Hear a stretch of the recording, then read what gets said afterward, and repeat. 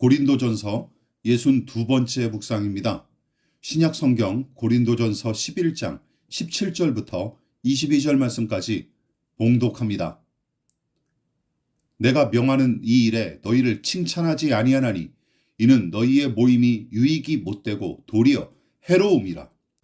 먼저 너희가 교회에 모일 때에 너희 중에 분쟁이 있다함을 듣고 어느 정도 믿거니와 너희 중에 파당이 있어야 너희 중에 옳다 인정함을 받는 자들이 나타나게 되리라.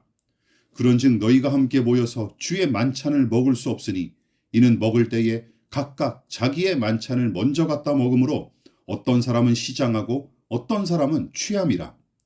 너희가 먹고 마실 집이 없느냐? 너희가 하나님의 교회를 업신여기고 빈궁한 자들을 부끄럽게 하느냐? 내가 너희에게 무슨 말을 하랴? 너희를 칭찬하랴? 이것으로 칭찬하지 않노라.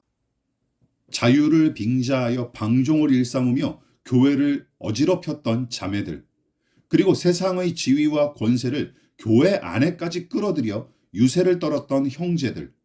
바울은 상호 존중의 태도를 통해 상호 보완의 열매를 맺어야 할 교인들이 도리어 자기 만족을 우선하며 분열과 다툼을 일삼는 까닭에 안타까워하고 분개했습니다. 당연하죠. 상대방의 입장과 처지를 전혀 염두에 두지 않았을 뿐더러 그리스도 예수의 피로 하나가 되게 하신 하나님의 뜻마저 외면한 채 오로지 제 이익과 만족만 내세우는 사람들만 득실되는 교회가 어떻게 하나님과 사람들 앞에 제대로 설 수 있겠습니까?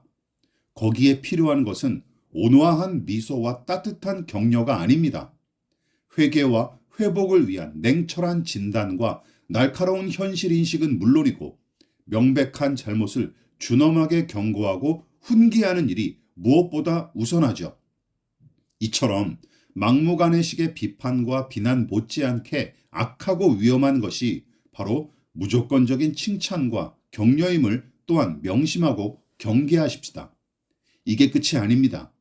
고린도 교회를 향한 바울의 비판은 계속 이어지는데 다름 아니라 성찬식을 놓고 교인들끼리 다투게 된 일을 전해 들었기 때문이죠.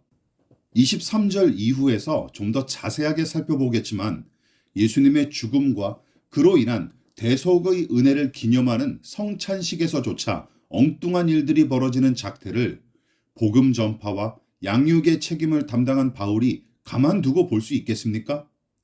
특히 바울이 먼저 꼬집은 문제는 성찬이나 애찬을 위해 각 사람이 십시일반으로 가져온 음식을 먼저 온 몇 교인이 죄다 먹어치우는 탓에 늦게 온 교인이나 가난한 교인은 먹지 못하거나 굶주렸고 심지어 성찬의 잔을 위해 가져온 포도주를 몇몇이 죄다 가져다 먹는 바람에 만취하는 경우도 있었습니다. 그래서 바울은 여러분은 먹고 마실 집이 없습니까? 아니면 하나님의 교회를 멸시하고 가난한 교인에게 창피를 주려는 겁니까? 하며 신랄하게 비판했습니다. 당신은 오늘날 교회에서 시행하는 성찬식과 조금 다르게 함께 먹고 마시는 식사와 만찬의 성격이 좀 더 강했고 그런 거로 애찬으로도 부르면서 식사와 예식을 따로 구분하지 않고 진행했던 게 특징입니다. 그러므로 성찬식에 사용되는 빵과 포도주를 비롯한 음식도 예식용으로 쓰기 위해 맞춰진 오늘날 교회의 빵과 포도주와는 사뭇 달랐죠.